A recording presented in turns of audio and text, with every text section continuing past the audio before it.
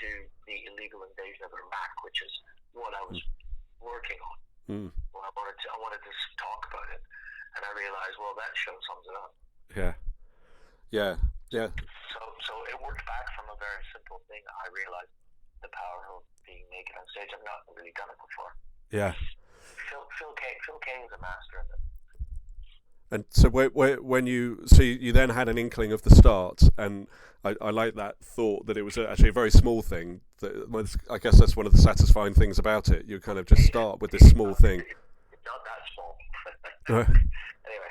Yeah. So so you said you sort of fell out. Was this when you were splitting up? Was it that point or? No. We kind of had an off and on again relationship. Right. So it was just we had an argument. Yeah. I ended up having tickets to Amsterdam. Yeah. And I ended up going. Yeah. Myself.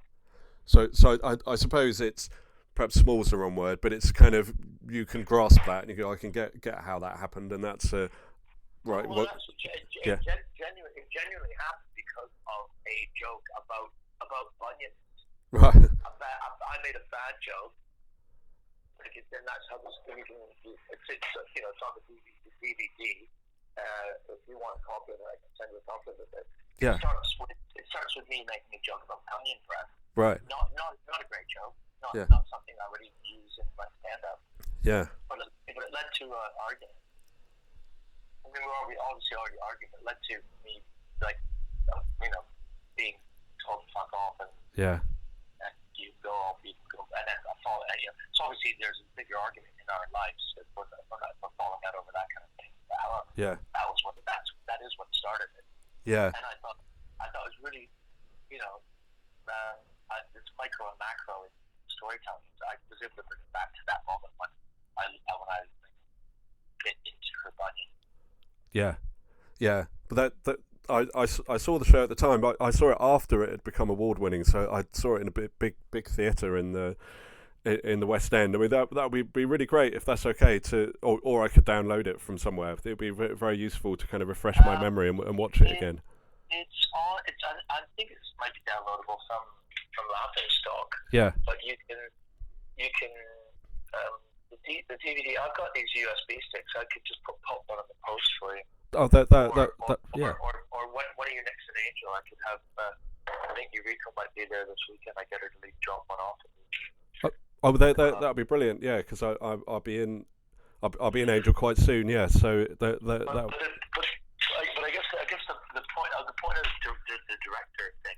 Yeah. So we don't lose the thread. That's because I'm is that Phil Whelans who helped me sculpt it. We actually have a working formula that developed.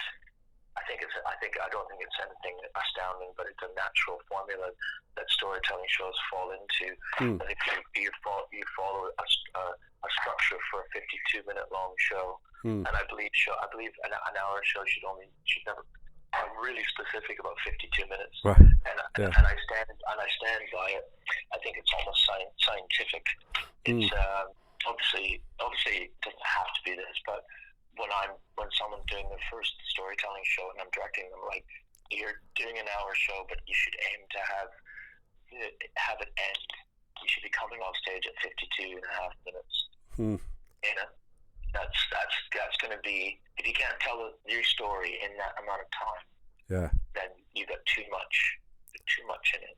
Yeah. But obviously, if it's an amazing story, you can be as long as you want. There's theater pieces that last 3 hours, but for stand up, I think between 52 and 55 minutes is the absolute most you should do. Yeah, no, that's interesting because I always go for 55, but I like that 52 and a half. That's very, very precise. 52 and a half. Well, it's worked. I've been working with a comedian called Pat Monahan, and I've had him finish his shows at the 52 and a half minute mark. And he's actually started to see the benefit of it. Wow, interesting. So, kind of structurally, so something I kind of think about is very, very simple architecture. Well, I guess it's beginning, middle, and end, but it's thinking about a 3-act structure. So you were sort of talking quite a lot about setting it up. So we're thinking about Act 1, what do we need to set up? And then by the end of Act 1, kind of grabbing them with this is the dilemma, or this is why, we want you to be engaged with this thing. Yeah, I don't actually use the 3 acts. They call it the common thing. I mean, I think it naturally falls into that pattern. That's why that's become a known quantity. So you can see that in most films. Yeah. I mean, I've been writing screenplays now for a few years and sold a couple. And they always tell you that it's the way things. Tone is the most important thing when you get a script. Someone reading a script. Within a minute, within the first 3 pages, if the tone isn't set, they won't read it. If it's not within the first 3 pages, if it's not clear what genre it fits in, they won't read it. The readers are that specific. Same with books, with novels. When they have readers reading novels, most novels get sent in to people, and books don't get read but they don't make it past the readers. Because the readers just go, oh, come man. If it's not really clear right away, there's no point in finishing it. Well, I think it's the same with a theater piece. If you're sitting watching a theater piece or a stand-up show and it's a story, if it's convoluted within the first 3 minutes, you're thinking, oh God, this is going to take this is going to be horrible. Yeah. Now you can use that to your advantage and make it, and then pull it out of the bag. But I don't know what story would work like that, but you need to have it be so concise at the beginning, and I think that making a show run to a structure alleviates any stress from the audience. So I normally have people figure out what your set pieces are.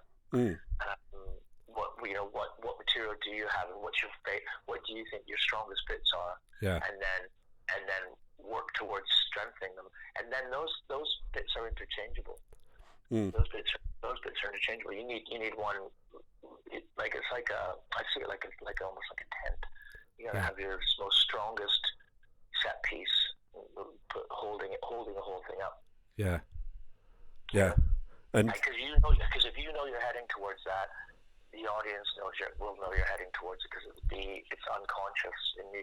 But as a performer, you know you've got this thing coming. Yeah. Therefore, you're excited about it. The audience will also be drawn along with that. Yeah. The audience wants to be put at ease that you know where this is going, even if it seems scattershot and random. Every time you get to a set piece, they'll go, right, that was satisfying. Next. And then you can enter back into that next chapter in the most obscure angle you want, because they start to trust that you always come back. You always get back to the set piece. Okay. There's always a level of satisfaction, and it starts from the very beginning. Yeah. So set piece at the top, and then head into the story wherever whether it's at the beginning or whether it's at the end, and you're going to get back to the beginning, or whether it's in the middle. Yeah. Yeah. No, I worked with Kirsty Doody last year. It was her first Edinburgh show, and she was basically telling the story of her different parties growing up. It was basically her life growing up when you're a teenager, or teenage parties versus parties in your 20s, parties in your 30s.